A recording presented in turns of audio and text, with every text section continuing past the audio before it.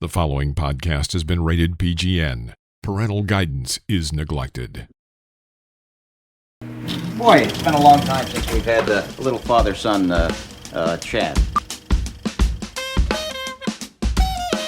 I am your father.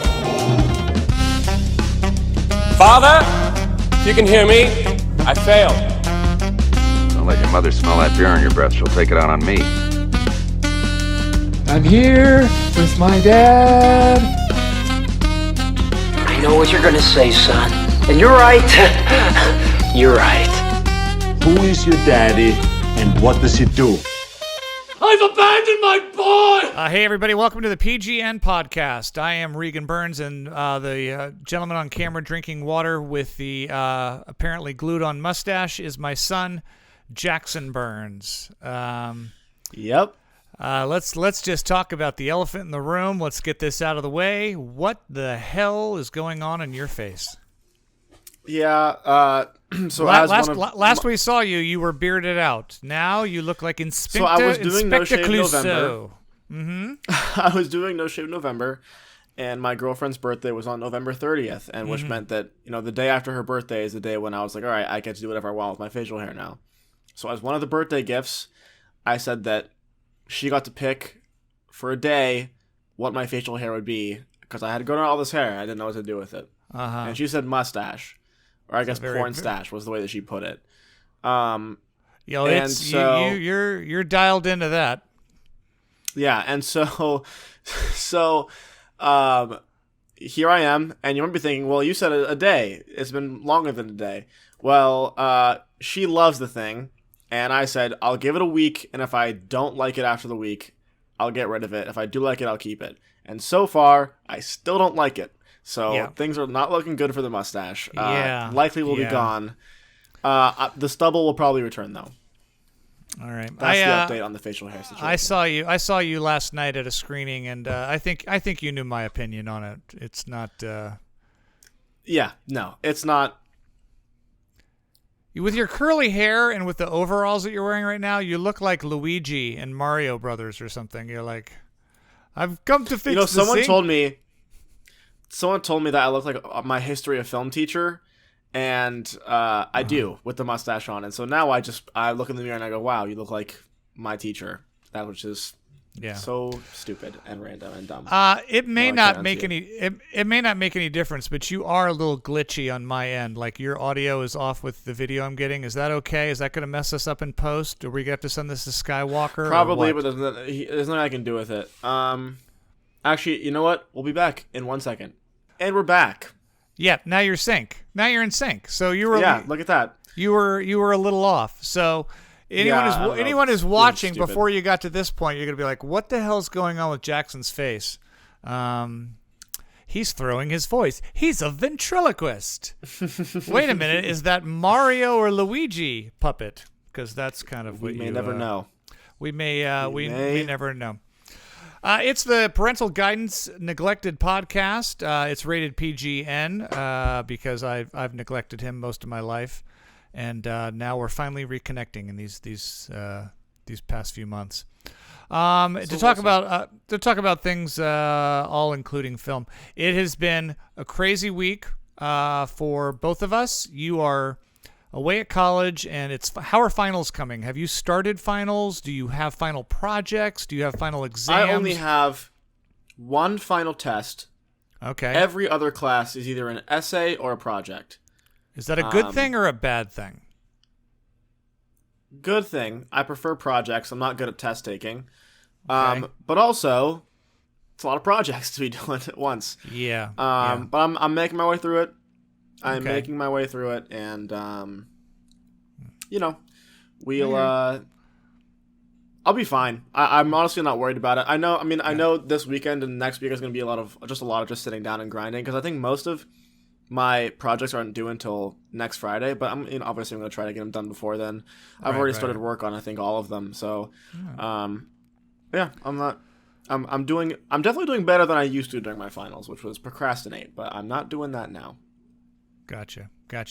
Also, on behalf of all of our listeners, a big thank you for making your bed and keeping your closet open in the background there. It just adds to the nuance of.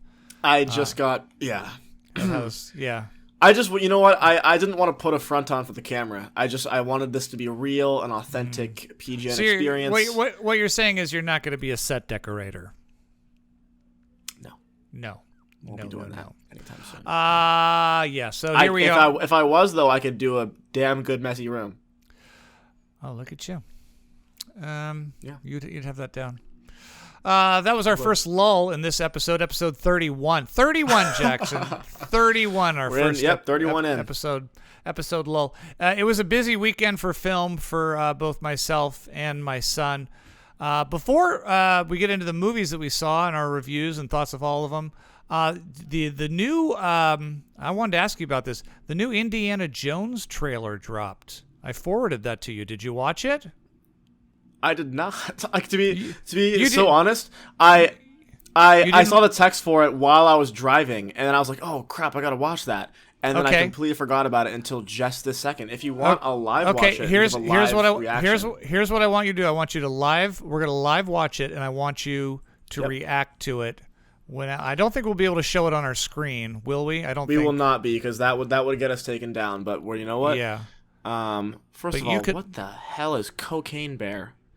Oh yeah, did I send you the trailer for that? No, but I got an ad before the Indiana Jones thing came out for it, so that's interesting. We might have to live watch the trailer of Cocaine Bear. Okay, you know what? All right, here it goes. Indiana Jones and the Dial of Destiny. Already, I'm iffy. Now, why are you iffy? Why are you being so I haven't started it. Okay. I'm just saying, we all know how the last Indiana Jones went. Horrible. And I don't think any of us want a repeat of that. Dial of Destiny. Not the best name. Not the best title. No. Not the best title. You know, it's not Crystal Skull, which is a good title. Bad movie, good title. Yeah. Dial of Destiny, I'm at least hopeful because it doesn't sound extraterrestrial, which is where they went really bad with the last one. Yeah. Do you think it's do you think it's a sundial or like the dial on a television? I mean, what is the dial? I don't know. I don't either. I don't know. All right, I'm gonna start it now. If you're watching this with me, guys, I'm starting it in 3, 2, 1. Okay. All right, a little fade to black action happening here. All right, we're in Egypt, it looks like. Yeah, he's definitely out. Jackson's definitely back in Egypt, which is good to see him. Yeah. Have they? Tell me when you first see Indiana Jones. Okay. Oh wow, they're under the sea now. He's in a classroom. Good to see him back in a classroom. It looks like he's looking at some kind of R2-D2 figure. Who's talking right now? Is the question. Who is giving the voiceover? I think it's the Arabian guy. His Indy. We have to. Oh yeah. Yeah. He's coming up. I forget the actor's name. Oh yeah, there he is. Yep. His partner. Love him. Glad he's back. Oh, next summer. No. He doesn't believe in magic, which is shocking considering what he's seen in the last movies. I know. He's like Jill. Oh no! Indiana Jones young deepfake. Why did we do that? What does a deepfake mean? What does that mean? It means they made him look young and it looks bad. Oh, Oh no! CG Harrison Ford. What is happening? No. Get it off my screen. I think that's clips from old films, Jackson. No, it was not. That for sure was not what that was. Because there was also an old Harrison Ford who was completely CGI and it looked horrible. Oh, we are in for a bad time, I think. This is not looking great. But does the music come on, or are you done? The music's come on, and obviously nostalgic. But what I'm seeing on the screen looks like a shitstorm. I'm not gonna lie to you. It looks like a lot of CGI. Wow. Okay. Doesn't it? Well, wait, hold on. Wait, what? Oh, it's the girl from Fleabag is in this. Yeah, Phoebe. And he's got the whip back, and he's in full costume, and everyone's pointing guns at him, which is ironic because that's what happened. Right, that's the joke at the end of the trailer. Yeah. So, okay. Wow. That really disappointing. At the end of the trailer, he pulls out a whip and then everyone has a gun. So you see how they turn the tables, Jackson? Oh my god, wait, is that a callback to the first one when they did that thing with the sword? I know. Did you know that was improvised? That was way more CGI than I was hoping. Yeah, it looks like a lot of CGI. It looks like, and it looks bad. Like bad CGI. Yeah. So that's not exciting for me. There's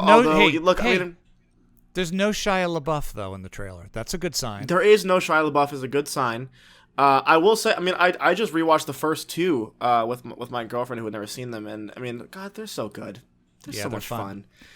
Are you gonna rewatchability is so Are you big. gonna watch the third one with her? The Yeah, we just haven't had time yet. It's been I so think busy. Last Crusade's one of the best. I think I think they're all three pretty damn close. There's not really. I don't think there's a lull in any of them. They're all freaking awesome. Except the skull thing, the crystal. Well, skull. I mean, I'm not even counting. We don't That's even. Do we count that one? That's like a spin-off, you know. Yeah. That's like the weird, A you know.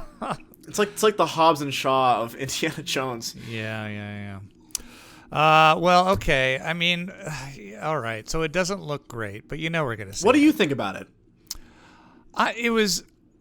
It's tough to resist the music when it swells. The John Williams score comes up, and I kind of like the fact that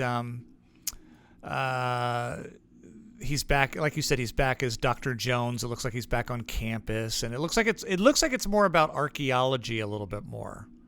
The CGI stuff does not get me too excited. It looks a little fakey. And, it was funny. The whip thing at the end was kind of funny, but yeah, I don't know. I don't know. Not high on your list. Yeah, but we'll see it. We see everything. Well, some of us see everything. We were supposed to go see Violent Night this week. That's the new Christmas movie. With David Harbour. Am I saying his name right? Harbour? I think it's David Harbour. Yep, David Harbour. From Stranger Things.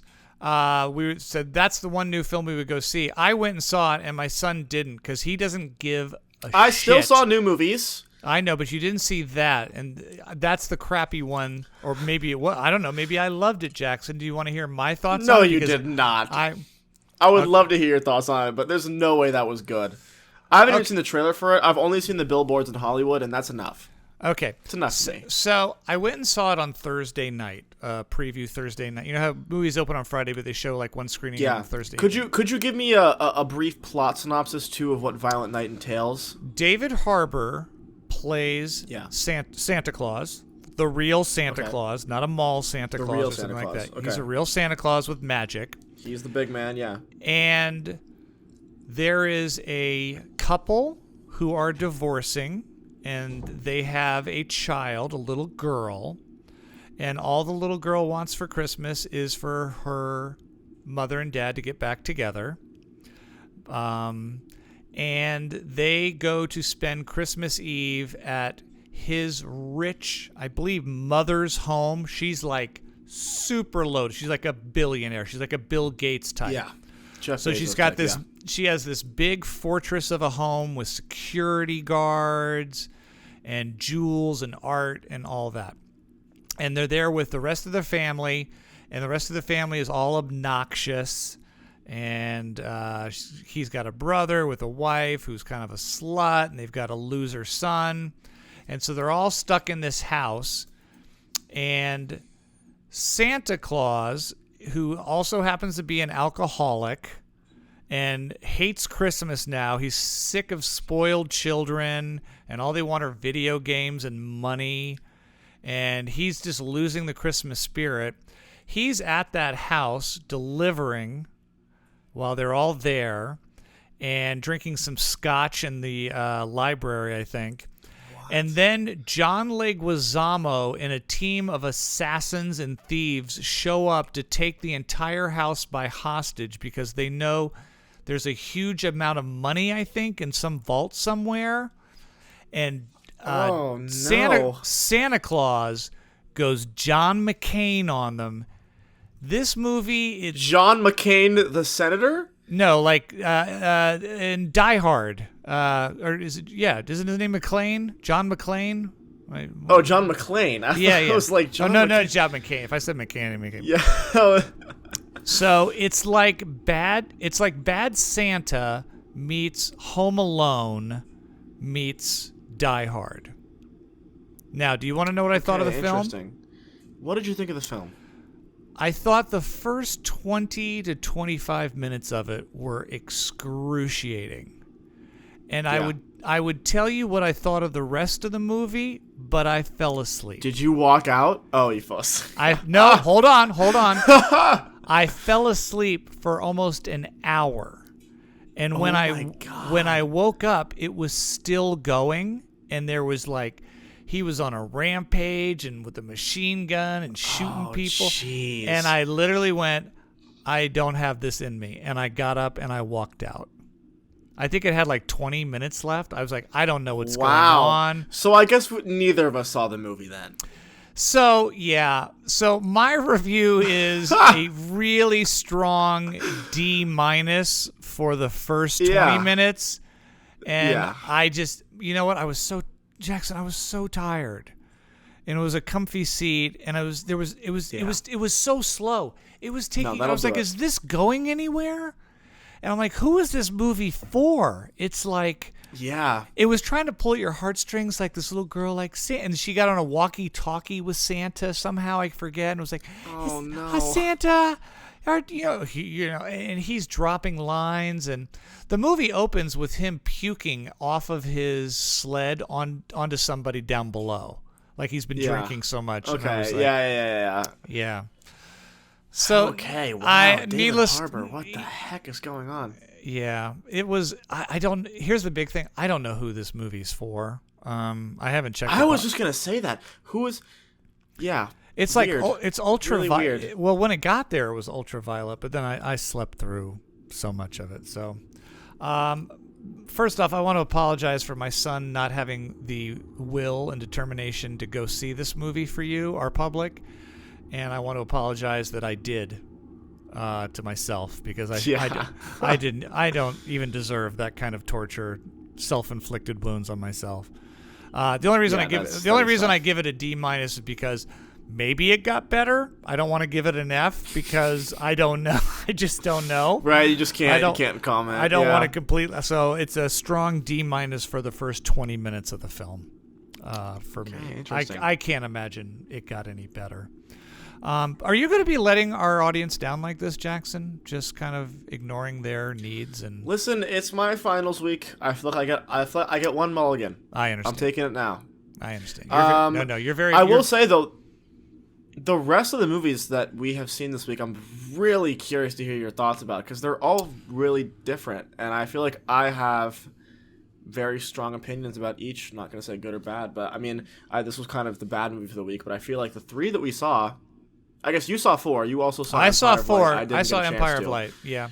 But we got the chance to see 3 pretty acclaimed movies. I mean, one of them was my pick, and the rest were the new ones. If you want to intro.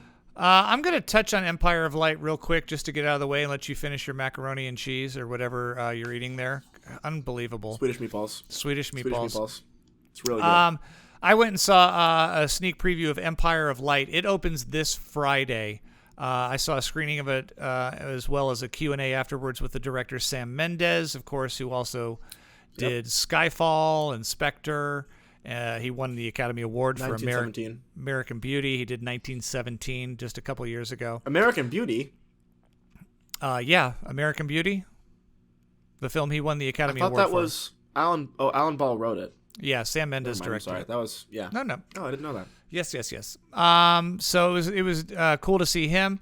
Empire of Light. I don't want to give away too much about the film. It's a British movie. It stars Olivia Coleman, probably one of the best actresses out there right now. If there's this generation's Meryl Streep, she is. I know you were not a big fan of The Lost Daughter last year, but which was not her fault. No, not her fault. She was great. She did a great job in that part, but she's great in everything. She also an Academy Award winner. She won for the what was the Queen film she was in? Why am I blanking? It was The Favorite. The Favorite. Yes. She plays a let's just say a woman with some mental illness in a movie theater in a coastal town in England back in the 80s that this film takes place. And a relationship that she strikes up with a young usher who works at the theater. The movie it's very split in that it deals in many ways with both her mental illness and the struggle with that, as well as the racism and white supremacist movement that was starting to gain quite a bit of ground in England back then. That was kind of the rise of the skinheads and the neo-Nazis. We started to see them getting a lot more bold back in the 80s. Yeah, absolutely. And, Sam Mendez mentioned this after the screening as well. He's like, I know the movie's telling a couple different stories, and normally that would bother me, like maybe it's biting off too much, but it works here. You're like, is this movie about racism, or is this movie about this woman and her illness, or is it a love story, or... it's definitely all over the place. Yeah. And Sam mentioned afterwards, like, listen, this is the story I wanted to tell. It also stars Colin Firth, Toby Jones, who was an Academy Award nominee when he played Truman Capote. And I want to remember this guy's name. Look it up for me, Jackson. Empire Light. His name is Mike. I want to say Michael Ward, but I'm not sure if that's correct. He plays the young African American lead in the movie. Empire Michael Light. Ward. You had it right. Michael Ward. The movie looks absolutely gorgeous. It's Roger Deakins. I mean, it's Roger Deakins, two-time Academy Award, 15-time nominee. It's funny that it's called Empire of Light, because the lighting is in the theater itself or a character. Almost everything they do in this film is all practicals. They pulled everything off. They shot it on real locations. This is one of the better films of the year. It's a heartfelt little film. It's definitely it's pretty nuanced in the fact that it doesn't really have a message necessarily, more than just a good human story. I think Olivia Coleman is 100% on her way to not only a nomination, she may be on her way to another victory at the Academy Awards. Empire of Light gets an A from me. A very solid A. Okay. I have a question. Yes. So this is a movie about movies that's centered around a woman with mental illness. Now. A lot of parallels to The Fabelmans, some would say. Okay. I don't think this is a movie about film, but I will tell you this. I walked out of it appreciating movies so much more than I did The Fabelmans. Even though the movie's dealing with this woman with schizophrenia, it's dealing with the racism that the young usher there is dealing with. There are moments, it's all centered in this theater, and I love the fact it's like one week they're showing Private Benjamin or Being There, or Raging Bull, or the Blues Brothers. And it really was, Sam mentioned afterwards, it was almost a love letter to the theaters that he used to go to as a kid, before there was these giant multiplexes, these smaller art houses. For anyone who loves film, you're going to walk out, just kind of like going, yeah, that's what movie-going experience should have been like. But it's not about that. It's about much more. This is a great film. Again, I'm so excited to see it. I'm very excited to see it for sure. It is a solid A, and up there on my list. We'll see how it all pans out at the end of the year. So Empire of Light. Hopefully Jackson will see that. Jackson, I've got a screener too if you want to see it as well. I'll see it in theaters. I feel like I need to. I feel like it'd be dumb to not. I kind of think you have to, especially since it's Roger Deakins. Empire Light, great film, opening next Friday. Jackson, we did mention that we did see 3 films this week. All of them, I guess 2 of them are also sneak previews. Why don't we start with, let's start with Bardo, shall we? Bardo Chronicle. Yeah, I would say it's a good place to start too, yeah. Yeah, Bardo is, give me the full title, Bardo Chronicle of a Handful... Chronicles of a Handful of False Truths or something? Handful of False Truths. I'll look it up right now. It is Bardo, False Chronicle of a Handful of Truths. This is a movie that got a little bit of heat at the Venice Film Festival this year and has been screened in a few cities across the country. Netflix picked up the tab on this Alejandro Iñárritu movie this time. It will be streaming on Netflix within a couple weeks. It's going to be released limitedly, if not in your city, very soon in some theaters to get Academy Award consideration. Alejandro, obviously the Mexican director, also responsible for the Revenant with Leonardo DiCaprio. Name some other ones, Jackson. The Revenant, Birdman, Birdman. Gravity. He won the Amoros Perros, which I actually saw this week as well. I think which is his best film in my opinion. I couldn't. Have you seen Birdman? I have. Love Birdman. God, love Birdman. Yeah. So this is his new film, Bardo. Many people are comparing it to Roma. Roma was a Netflix movie, of course, won the Academy Award and was directed by, and why am I blanking? Cuarón? Cuarón, yeah, Alfonso Cuarón, and was very, very autobiographical. This movie, as well, is by another Mexican director, and is very autobiographical as well, in the fact that it deals with much that he dealt with the loss of a child, his leaving Mexico and quote unquote possibly abandoning his homeland for wealth and fame in America, and of course the relationship between his wife and his 2 kids. Before I get too much into the film, Jackson, you had the chance to see this on your campus and saw the director speak about the movie afterwards. What were your thoughts on the film, and what did you get from the Q&A? First of all, I do want to say this movie is also the cinematographer of this movie is Emmanuel Lubezki, who is the greatest cinematographer to ever touch a camera, and it shows. This movie looks beautiful. It's time stunning. In, time out. Stunning, gorgeous film to look at. Absolutely. He's the best. He's the best. I mean, he did all of Iñárritu stuff. He did Children of Men. One of Tree my of favorites. Life. I mean, yeah, he's an unbelievable cinematographer, and it shows here.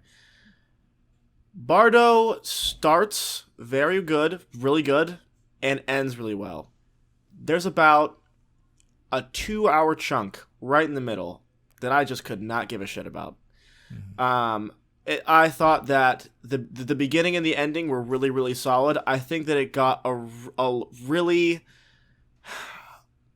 almost pretentious during the middle parts. There was a lot of sequences that just felt like they went on too long just for the sake of looking and being. This is almost a 3-hour movie, and you feel it. Yeah. I felt it at least. It needed editing. It most definitely needed editing. It for sure needed editing. I think this movie really lulled during the Union Party sequence where he's on just that whole the David Bowie sequence and all that. Yeah. Even the stuff around it, I just didn't really care all that much for that.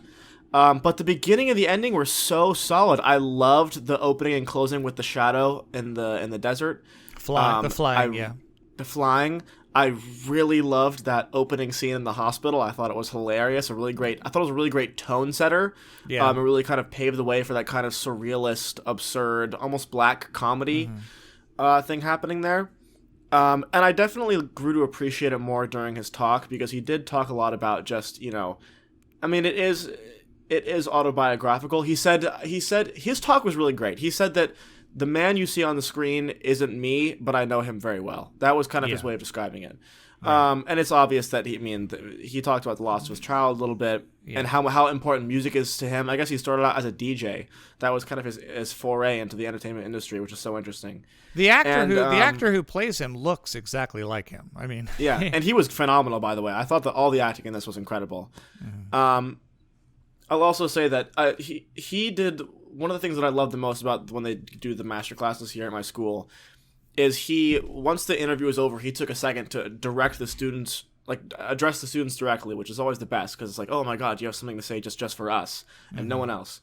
And he said it's so easy nowadays, especially with you growing up, to never be able to escape the noise that's always around you. He said, to be a good filmmaker, you need to be able to cover your ears and only listen to yourself. He said that, one of the best quotes he said was, the best movies are the ones that only you can make. He said, if an architect or a carpenter is making a chair, right? Anyone can make a chair, but the one that's unique to them, the one that you go, oh, I'm going to curve it here instead of doing this or that, that's the one that people love watching the most, or that he loves watching the most. And those are the ones that will make your career that much more interesting. Right. Yeah, here's the thing. I was really, I think I agree with you quite a bit on this. I was really involved whenever it was the family dynamic. Yes. Or when it's about the loss of the child. But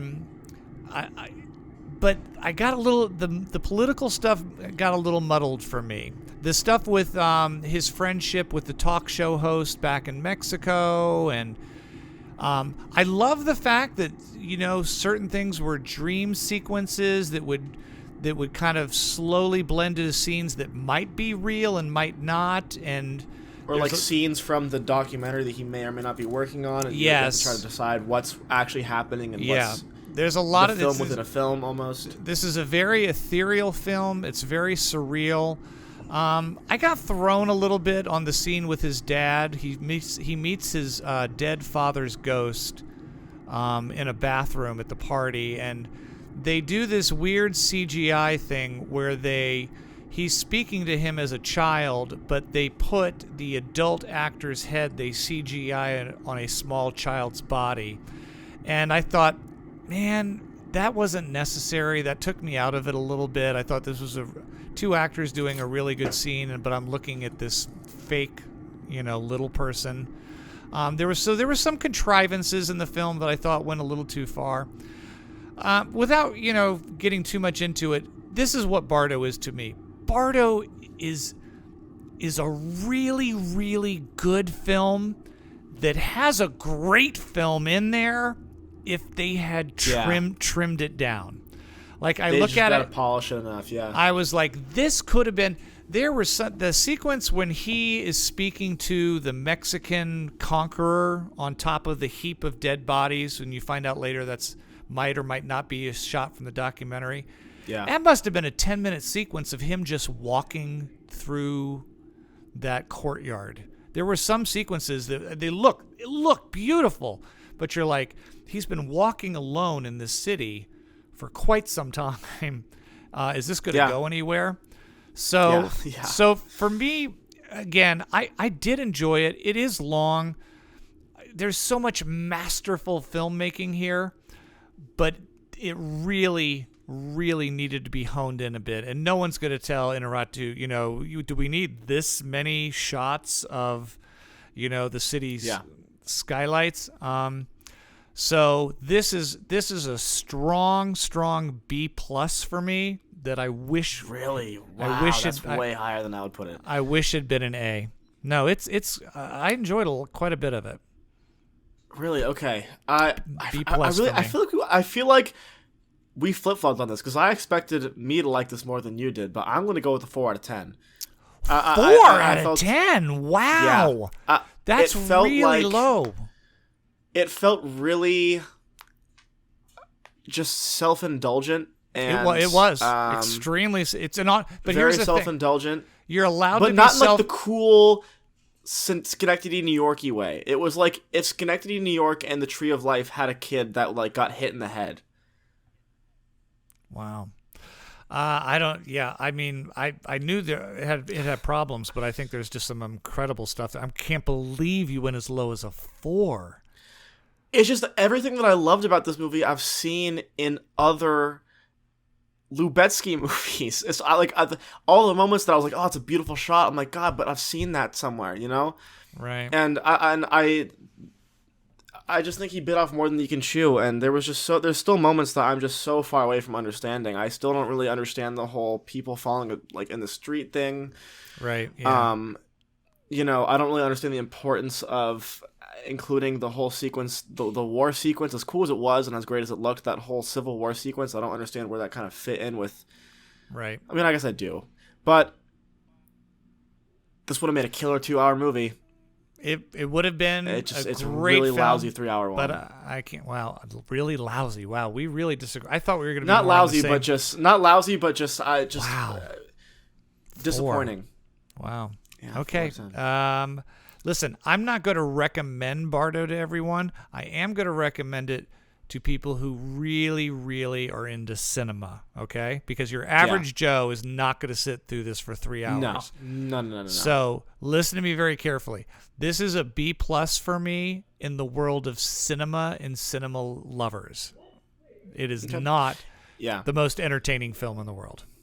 And if you do get around to watching Bardo and you go, wow, that looked great, but I just could not give a crap about the story, go watch Tree of Life. Treat yourself. Watch Tree of Life. Watch Terrence Malick's Tree of Life. I hated Tree of Life. So we are exact opposites. I know you did, but God, that movie's so great. Tree of Life. Tree of Life gets less than a 4 if I did numbers. Oh, God. Bad take alert. I'll say it. What a snore fest that one is. So that was Bardo. Jackson was lucky enough to hear the director speak afterwards, and then I was lucky enough to hear Sam Mendez speak after Empire of Light, and then sure enough, it was just that kind of a weekend. Jackson joined me with a good friend of his at a screening on Sunday evening of Darren Aronofsky's new movie, The Whale. This is another movie that is opening next Friday, much like Empire of Light. So this is an early review. We're out there for you people. We're out there. We're giving you the info ahead of time. Before we get into The Whale, I think the funny thing about our screening of The Whale is that Darren Aronofsky did a Q&A afterwards, and we had no idea who the moderator would be. And sure enough, Jackson, who was the moderator? The moderator was, I don't know if you guys heard of this guy. His name is Alejandro Iñárritu. It was the director. So after Jackson saw him speak on Saturday night, we got to see him. It's so interesting, too, because I thought that even during Aronofsky's talk, I was so much more interested in what Iñárritu had to say about it than I was Aronofsky. I didn't think he was ever going to shut up. I was like, dude, do you Iñárritu? Yeah. I mean, I couldn't get enough of it. But he was loved his interesting. analysis. I was like, oh. But he was just analyzing his film, and Darren Aronofsky's just sitting there going, "Yep, that's it was a little funny. That's an interesting take. I appreciate you saying that." Some guy in the middle of Aronofsky was in the middle of talking. And this was towards the end of the Q&A, but some guy in like the front row all of a sudden just went. I know you remember this, but he just kind of went. And Aronofsky went like, "Oh man, well, you know," because Aronofsky even addressed it. He was like, "Oh yeah, tell me about it, man," or something like that. Some guy just let out the longest sigh. You don't remember that? Because Aronofsky even paused and commented on it. I missed that. Wow, like it was so out of pocket. Was it like the guy was bored or something, or just tired? It was some old guy, and all of a sudden he just went. Old people do that though. Old people just let out air and farts and all kinds of stuff all the time. Yeah, that is true. Yeah, but I thought it was a good. I thought it was a good Q&A. I thought Sam Mendez was good. Agreed. And I thought the Aronofsky one was good as well. And Iñárritu, once he got to questions, I thought asked the kind of questions. He asked great questions. I would want to hear. The movie is The Whale. If you guys have not heard about this yet, this is one of the films that Jackson and I have both been very excited about coming out. Big Oscar buzz, not necessarily on the film, but everyone's talking about the fact that this is the return of Brendan Fraser, who, of course, was very big back in the 80s and 90s. He was burst on the scene with kind of junky films like George of the Jungle and Encino Man, but he also did a lot of really good work in films like School Ties and the Academy Award-nominated Gods and Monsters, which he did with Sir Ian McKellen. So he is a fantastic actor, but unfortunately, the Mummy movies, he kind of got labeled with young action person and then a couple flops, and then he just kind of fell off the planet. And it's been, kind of come out in the news recently that it wasn't necessarily a self-exile, that Hollywood kind of turned their back on him. He kind of put on a little bit of weight, lost a little bit of hair, wasn't a leading man anymore, and nobody. It's not even just that, but he did open up about some sexual abuse he experienced while in Hollywood as well. That kind of, I think, put him on the unfortunately put him on the lower end of things. Yeah, so he's got some rather dark stories about what happened with his career and time in Hollywood. But Darren Aronofsky, after we heard from the Q&A, after looking at a lot of possible casting choices, somehow his name came up, and was very eager to work with him. It tells the tale of an obese. And I mean, not just heavy set. This is someone who is dying of obesity. He's eating himself to death. Yeah, eating himself to death. And it was interesting because about 20 or 30 minutes into the movie, I kept saying to myself, "Man, this feels like a play. It all takes place in this man's home. Characters kind of enter and exit very much in a theatrical way. It's a very small cast. There's only about 4 or 5 other actors." And then sure enough, in the credits, we see that it's based on a play that was in London and maybe the U.S., I don't know, but about 10 or 12 years ago that Darren Aronofsky saw and decided to turn this into a film. Without giving away too much, this man, is it Charlie, right? Is on Charlie. his... Yep, Charlie. Yeah, Charlie is pretty much nearing what will be the end of his life if he doesn't change something very, very quickly. And both his caretaker, his estranged daughter and ex-wife, and a door-to-door, we won't call him a Mormon, but we will call it a young boy out on a mission, very much like a Mormon would be trying to spread the word of God, come into the film takes place over about a period of 4 or 5 days. Jackson, what are your thoughts on The Whale? Okay, this year seems to be the year of me getting disappointed by filmmakers that I usually like. Because wasn't a fan of The Fabelmans, I wasn't a fan of Bardo, and I was not a fan of The Whale either. First of all, believe the hype. Brendan Fraser is on fire in this. I mean, he is in rare form. Fantastic. Just his performance blew me away. And the performance of every adult in this movie as well. His wife and his caretaker are both absolutely astonishing. Hong Chow, I believe, is the name of the caretaker. She was also in The Menu. Yeah, The Menu. She's been in a few things. She was in that Matt Damon movie where he was shrunk or something like that. Samantha Morton plays his ex-wife, British actress from Breaking the Waves, and she's been Walking Dead recently. And then is it Sadie Sink from Stranger Things plays his daughter. Yep, but I was not talking about her because I think that her and the not Mormon are in over their heads on this one. I thought that the performances from everybody else around those two were so strong, and both of them felt like they weren't ready for this yet. I wasn't really buying their characters. I think they kind of fell into some. I think she fell into some Stranger Things-isms. I'm gonna keep it real. I think she's great in that show, but I don't think that her acting style necessarily translates to this movie. And I can see why this was a play. I don't know if it translates as well to the screen. I mean, as great of a character and as complex of a character as Charlie is, the story I felt didn't really grab me that much. I don't know. There's something about this. I didn't feel invested in it. It just felt, I don't know. Maybe I just didn't connect with his story because I mean I'm gonna be honest. There wasn't much I could relate to, as much as Aronofsky talked about how this was kind of a universal movie. I don't know if I do agree that there are definitely very human emotions throughout this, because of course there are, but something about this just lacked. I feel like I was lacking a piece of the puzzle. I don't know. What do you think? I'm curious to what you have to say. I will agree with you on the performance of the missionary. I thought he was a little stereotypical, a little out of his league. I think up there with some of those heavy hitters. I like Sadie Sink.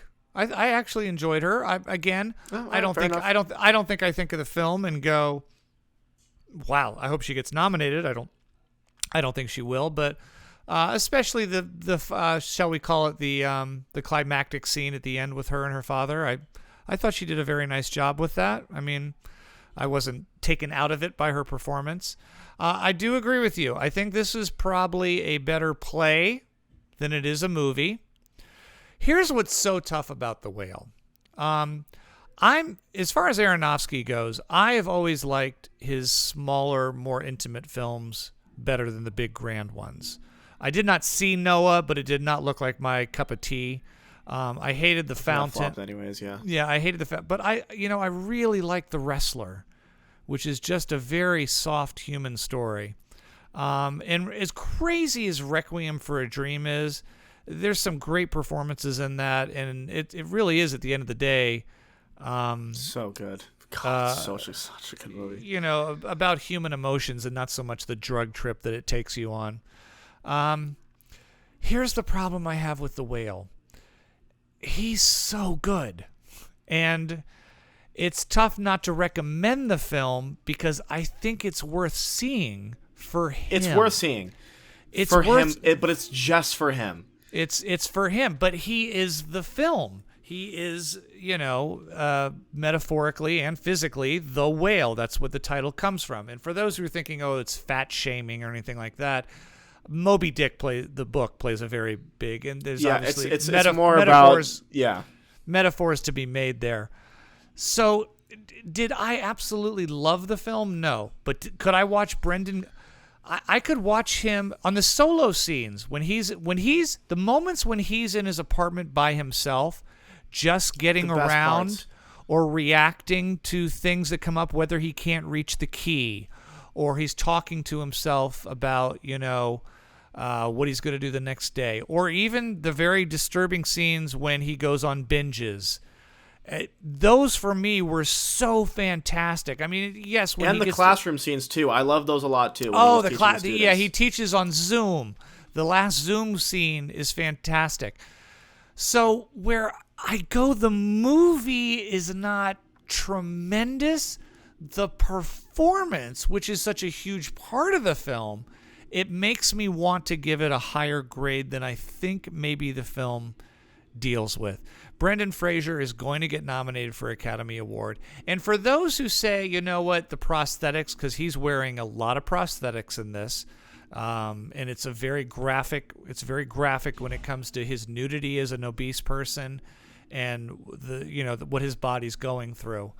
For those who say the performance relied on that, they didn't watch the same film as me, because his eyes, and Aronofsky even says that. He's like, nothing was to touch his face, his instrument, as far as the prosthetics go, because, the shock of seeing the prosthetics and how good they are and the fat suit that they have him in, at first it's a little jarring, but after about 10 or 12 minutes, that kind of wears off, and then I was all about him. Like, I watched his face. It wasn't about, let me see how he moves in that suit or gets himself into his walker.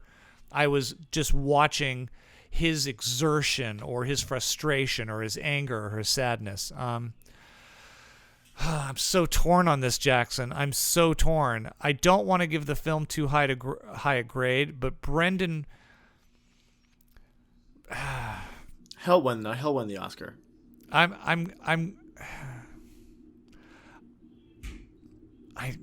really. You give your grade? Okay, I have one more thing I want to say real quick. And go ahead. I hate to be picking on everyone else but Brendan Fraser, but I kind of have to because he's just so good. Yeah. I think that despite the acting, Sadie Sink's character, I think, the is daughter. so annoying. Right. Yeah. I couldn't find a single trait of hers that I was like, oh, okay, at least there's that. I can relate to because of that. But isn't there something... I know, because I know there is something you said about, okay, you can see that there's something with her dad leaving her and the effects of that. But at the same time, I'm like, how long are we going to use this excuse before she kills her dad on accident? And then we go, okay, But here's the thing. Here's the thing. I think that there's something unique about the fact that the only person who can see anything good in her is him. Like, he keeps insisting she doesn't see anything good in herself. Her mother doesn't. The other guy thinks she's, is evil as well. But Brendan Fraser goes, I know, it's almost like he's looking to us. It's almost like he's talking to the audience. I know nobody sees anything good in you. I know that you don't even see anything good in you. But I'm telling you, I do. And to me, that's... Yeah, when you go, she's not a very redeeming character, you go, it's in there. It's just so small that only the father can see the seed of what's there. So I'll say that in defense. of at least her character, because I think it's more fleshed out than you think it was. Got it. I'm gonna give. All right, go ahead. Go ahead. No, you go first. You go first. No, you. Okay, I am going to give The Whale a 4 out of 10. Oh, that's impossible, Jackson. Brendan gets a 10. I'm sorry, but the story was not interesting to me. 4? It's you can have the best performance of all time, but if the story isn't there, then it's not there. It's just not there for me. I'm gonna forget about this movie tomorrow, I think. I'm gonna give The Whale an A-. Wow! What? Yep. Yeah. Oh, man, we just can't agree on anything. You know, this is so weird. We have flipped 180. I was gonna go B+, but the fact that you went so low, I feel like I have to go to the other end to counteract your 4. I'm gonna go an A-. This is wrong. I should have given the Aronofsky movie a high score, and you should have hated it. This isn't right. Here's why it gets an A-, because the performance that he gives elevates the material. That's why. It does not enough. Not enough for me. Yeah, but it did for me. So it's a A-. A- for me for The Whale. I think Go ahead. I just think I don't know. I forget what I was gonna say. I'm upset. I was so excited for this, and I wanted to like it more. Here's what's sad: if you see Empire of Light and give it another goddamn 4, I'm gonna come down to that school and freaking pack you up and move you out. Okay, because Bardo is a flawed film, but is a B+. It's not a 4, and The Whale, while not the perfect film, has a performance that makes it worthy of an A-. And Empire of Light is a solid A. So I'm excited. I haven't seen it yet, so I'm not going to comment. But I hope. Look, I don't want to be disliking these things. I'm going in with high expectations because these filmmakers have warranted them, and they're not meeting my needs. What makes this interesting is I'm going to be more and more excited in the next couple months to see what your top 10 films of the year are. Because I am too. I'm very curious for what you're going to say too. I think we're going to have to really. I mean, we still have a lot of films to see, but I think I'm just thinking when I go back and look on the list, this has not been a good year for you. I mean, besides the obvious, it's been a tough. Yeah, so I'm going to be very curious to see. You know what? You know what that means? I think Top Gun Maverick's going to be in your top 10. I think Top Gun Maverick. I'm going to change my score a little lower every time you mention Top Gun Maverick. Every time. What was better, Top Gun Maverick or The Whale? The Whale. Okay. The Whale. So Top Gun Maverick score is gonna have to change because I think I give that a 5, and I've grown to. You did. You gave it a 5. You gave it a 5. I've grown to hate that movie. The more I look into it, the more I hate it. Top Gun Maverick a better rating than Bardo? No. Or Top Gun Maverick's getting lower than that. Top Gun Maverick's getting freaking low at this point. Play the tape. Somebody play the tape. Somebody play the tape. I'm editing this, and the tape is not playing. It's the PGN podcast. We're coming. Hopefully we can find some common ground in this last movie. I'm hoping. The PGN podcast, everybody. As you can see, 2 generations of people coming together, father and son, and not always agreeing. It was Jackson's week to pick a motion picture for us to view, an older film. This can be a movie that's 50 years old, 70 years old, 2 weeks old. It could be a classic movie. It could be an award-winning film. It could be something that was a cult hit. It could be something that just kind of is from another director that we admire. Something that neither one of us have seen, and then we sit down and watch it and kind of go down memory lane with a movie that you may have seen already. Be curious to hear what we said about it. Or maybe you go, hey, maybe I'll look that up as well. Jackson, tell us about your pick this week.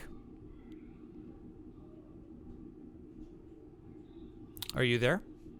Sorry, you cut out for a second. I was saying, technology is failing us today. Yeah, we're all over the map today.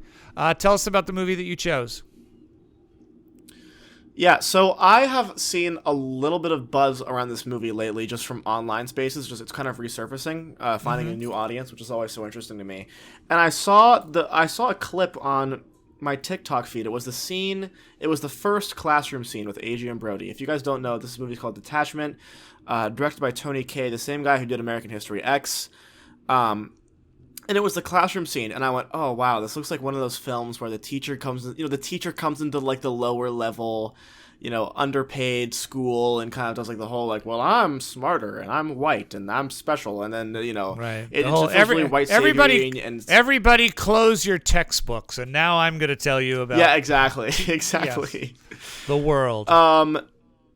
And so, but then I was like, oh, I should look at the reviews for this, and I did, and everyone was giving it such high praise, and I went, well, this has to be different. And I haven't seen American History X. I know you probably have. That's why I didn't pick it. Mm-hmm. But I've also seen a lot of split reactions on American History X as of late too, because it's not Tony Kaye's movie, and I know there's been a lot of controversy around him being in the editing room and Edward Norton kind of taking over, and he got kicked out at the final cut. Mm. And not just that, but I know that a lot of people also have a lot of issue with a movie about, a Nazi who kind of changes so quickly throughout one film. I mean, I haven't seen it, so I can't comment. I have seen complaints.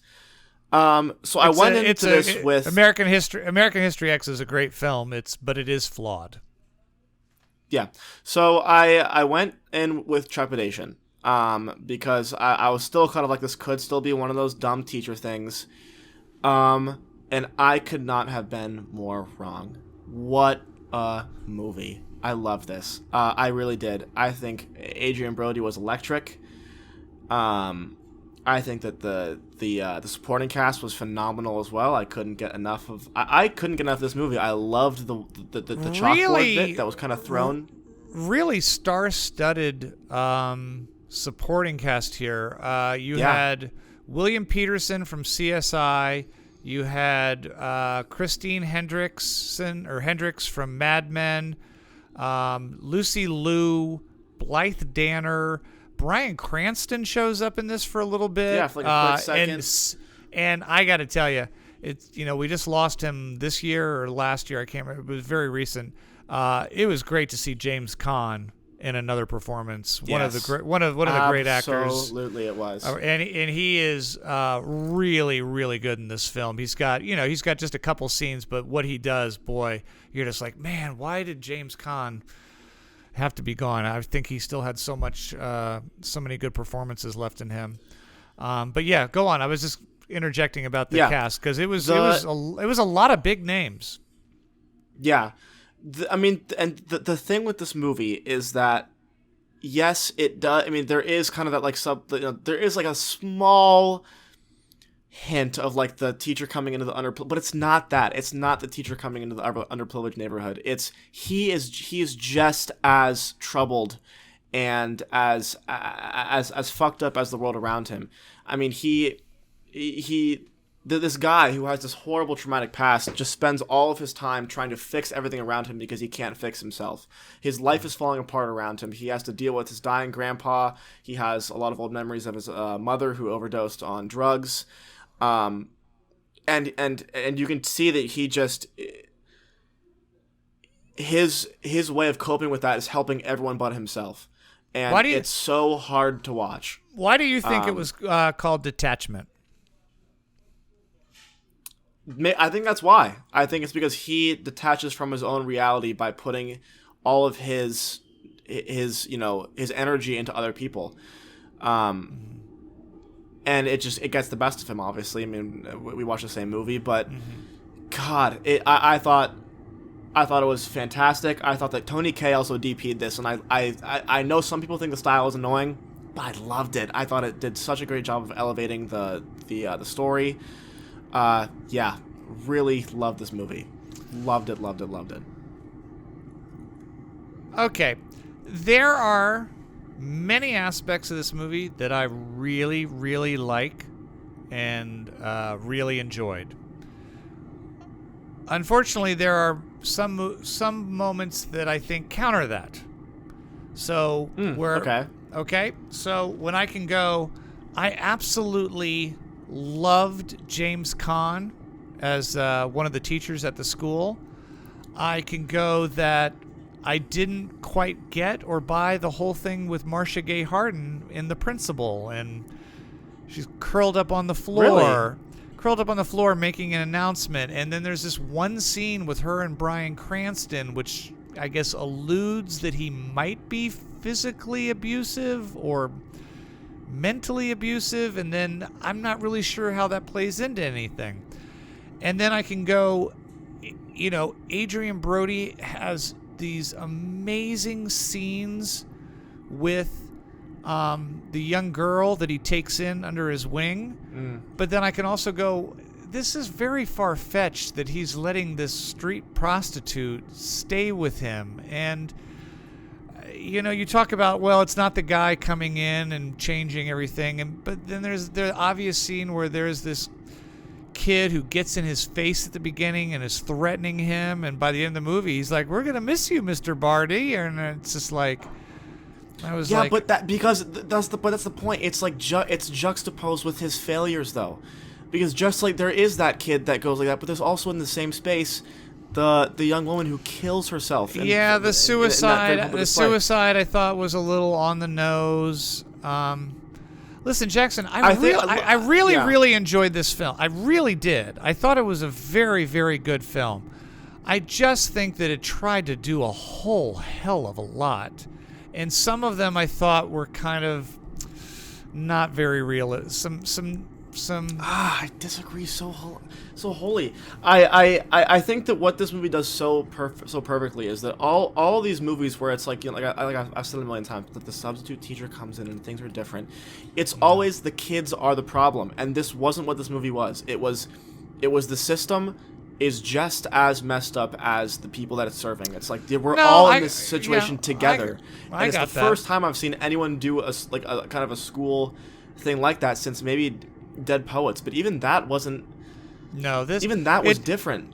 No, it dealt with the politics of it a bit. I didn't need all the voiceover. You keep cutting out. I can't hear you right now. Oh, I was saying that I didn't really need or appreciate all the voiceover in the interview stuff with. I don't even know what that was. The movie started very weird with almost like he was Adrian Brody saying, are we getting ready to film this interview? Or it would be better if you stand outside. Or they just kept cutting to these moments of him being interviewed by somebody. And I don't know what that was. And I don't know if it was necessary. I felt like just tell the story and let the actors play out the scenes. But after every scene, they would cut back to Adrian Brody, his character, being interviewed by somebody, and he'd kind of be waxing poetic and philosophical about things. And I'm like, I'm not sure where that ties into all this, or even if it's adding anything to it. I felt it was distracting more. That kept going, can we get back to the school? And I want to see, you know, more of that. Really? That's so disheartening to me. I love those moments. And I knew I was going to love this movie the moment it started with an Albert Camus quote. Because I love Albert Camus. He's like my favorite philosopher, great writer. He's my fifth favorite philosopher. Okay, whatever. Listen, I loved this movie. I loved this movie. What year did this come out? Why did this just go under the radar? Because I have to be honest with you, I've never heard of it before this. Ever. I've only heard of it since very recent. But it came out 2011. 2011. So that's going to be 13 years after American History X. Wow. All right. Yeah. And again, I think that you think I'm slamming the film. I really enjoyed it. If more than anything, I just had some problems with the script, and I thought I wasn't completely buying the whole. Also, how come we never found out the test results from the street hooker? That was a tease, and I don't like not knowing. I thought it was implied she passed. She passed? What do you mean she passed? Like she died? I mean, not passed, but like passed like. No, they don't say. No, the person calls and goes, "Hi, we're calling to with her test results." Yeah, I thought it was implied that she was. I fine, thought though, it was. I thought it was implied. There's that end scene where they kind of get together and hug, and it's kind of a joyous moment for them. I thought. Right, she could be sick. I don't know. I just felt like, why didn't you tell us? Maybe that's just me. Yeah, I don't know. I don't know. If you're going to get a test, I want to know the result of it. You know what? I think it's pretty safe to say, what are you giving it? A 10? 10 plus? Where are you going with this? It's 10 out of 10 movie. It's a goddamn 10 out of 10 movie. I loved it. All right. Detachment for me gets a very, and remember, this is not a bad grade. It's a very solid B. It's it's a B for me, which on your scale would probably be like an 8. You thought? Yeah, it would be. Yeah, it would be like an 8, which is pretty damn good. I don't just give out 10s. It is, but no way was this better. 10's got to be a classic. 10's got to be like a... Yeah, I love this. I ate this up. There's no way that Bardo was better than this movie. Yeah, Bardo is a better film than this. No way. Yeah. No. What's up? No, what's up, Teddy? What's up, Teddy? We can't hear you. Oh. I've got headphones in. Oh, well, tell him I said hi. His roommate just walked by in the background. Yeah. Has Teddy seen any of these films? No. No. Listen, I again, people often go like, "Wow, you gave that a B." I'm like, a B is a really good grade. I'm not faulting you for giving it a B. I just, in no realm of possibility is this a worse movie than Bardo to me. That Bardo is much more of a cinematic experience and a better film than Detachment. Yeah. I would watch an hour of Bardo before I would watch an hour and a half of Detachment. Yeah, I know. All right. Stuff. But again, I'm patting myself on the back for this pick. Listen. I do too. Hey, this was a good pick. I really I'm not lying to you. I really enjoyed it. I know. I thought there were some contrivances in the script. I wasn't a big fan of the voiceover stuff over and over. I felt like sometimes there was characters that just had these things going on that just didn't make sense to me completely. Lucy Liu has a nice scene. I've never been a big Lucy Liu fan, but that's kind of a nice scene when she goes off. She's a guidance counselor who goes off. She did great in this. Yeah. Yeah. I mean, there's great performances. I mean, it's a very, very good film. But I have to look at the whole, and look, he took in a street hooker, and she fell in love with him, and she makes him eggs, and it just, I didn't quite get what was. I couldn't. I was like, what?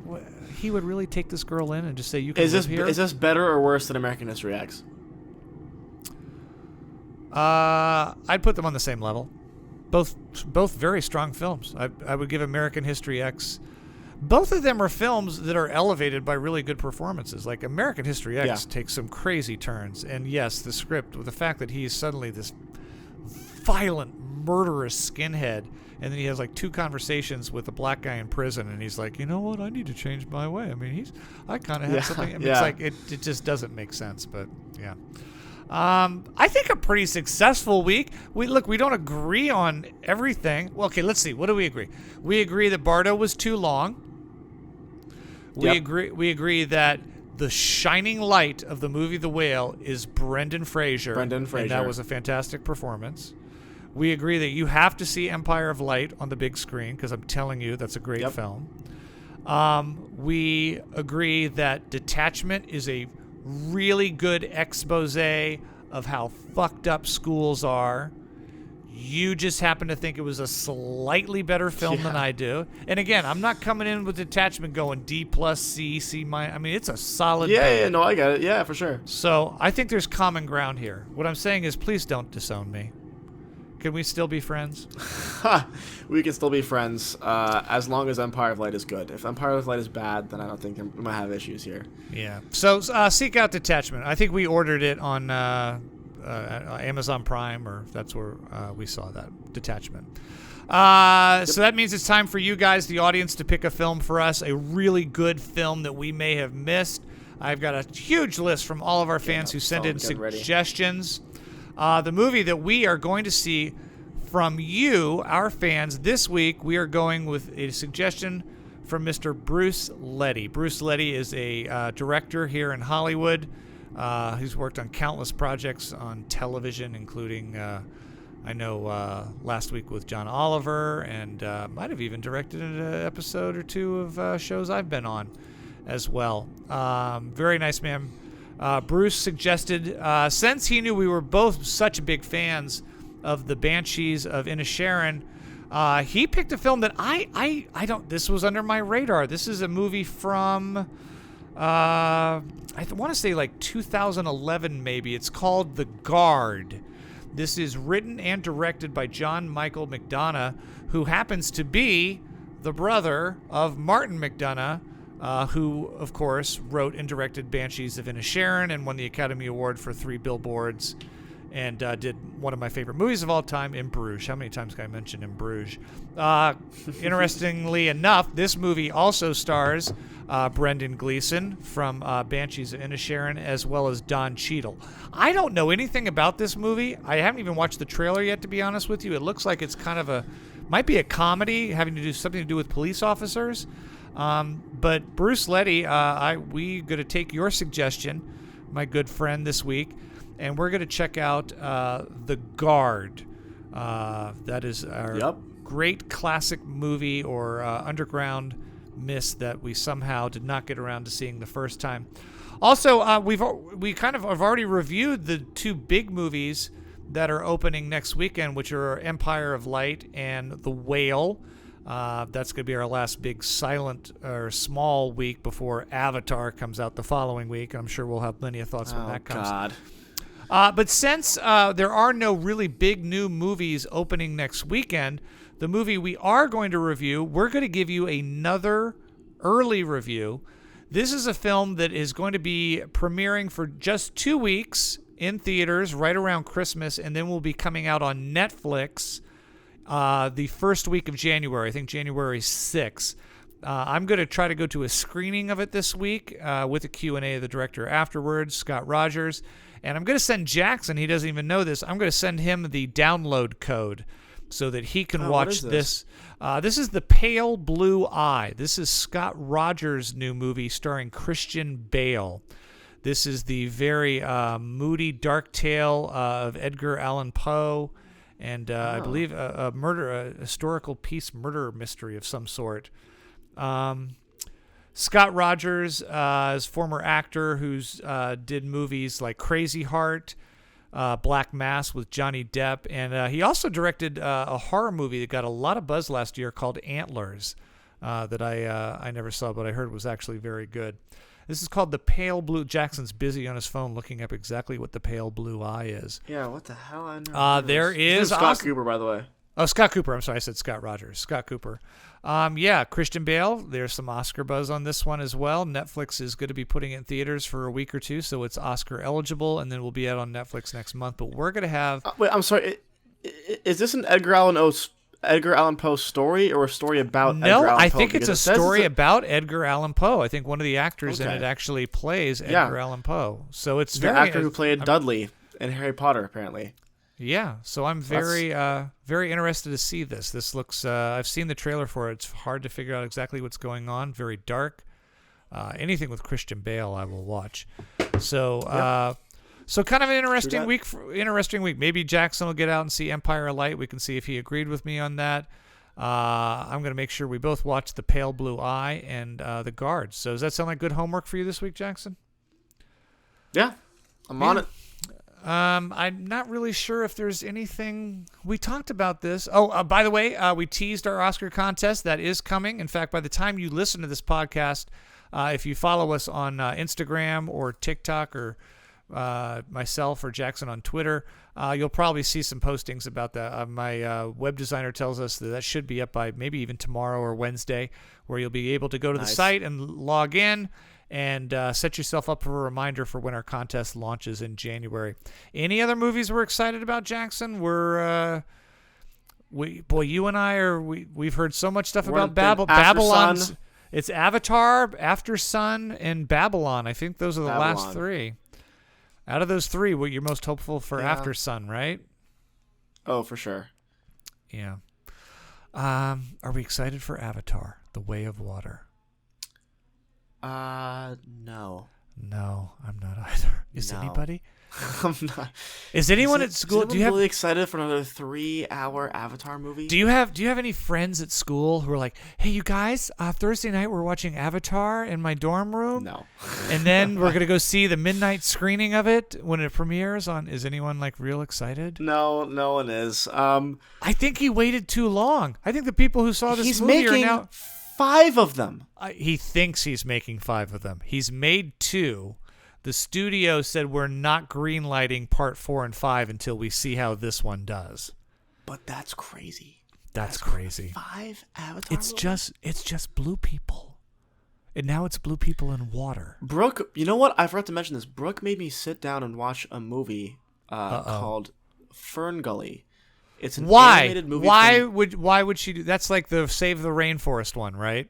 Yeah. Like fairies. No, but yeah. she made me watch it because she went, "We're gonna watch this movie, and you're gonna Uh-huh. tell me it's the plot of Avatar." Oh, and it is. It is. It was the exact same movie. story. It was the same thing. I was like, "What is going on?" I mean, down to the details on the wood chipper. I was like, "This is Avatar." It was crazy. Yeah. It's also Avatar's just Pocahontas. It's the story of Pocahontas. Yeah. John Smith comes and falls from the white world and falls in love with Pocahontas from the Indian world, and then he has to be the savior to save the Indian race. Yeah, there you have it. But we have to go see it. How can we not? How can we be a movie? No, we'll go see it. Yeah. But where are they going with this? I don't know. Where else can this go? How many times can we go, you know what, maybe we should be taking better care of the earth before we go, maybe we don't need another Avatar movie. Maybe not. Maybe not. Yeah. We'll see. We'll see. We'll let you know. It's 2 weeks from now, so we'll have a review. But again, next week, The Guard, The Pale Blue Eye, and I don't know. We'll find some other stuff to do. We'll talk during the week and make sure it's a good episode for you. Yeah, for sure. Please follow my son at Jackson N Burns on both Twitter and Instagram and the Tickety Talk. And you can follow me at Regan.Burns on Instagram. And, of course, please like this episode. Click the like. Click subscribe on YouTube. Everything on Spotify. 5 stars. We appreciate it. I know we tend to ramble on about films. Hopefully you like hearing us idiots pretend like we know more than we actually do. At some point, Jackson, at some point you're going to know more about cinema than me. At some point you're going to be like, Dad, that's... Wait, have we not already hit that point? No, we have not, and we're still several years away from that.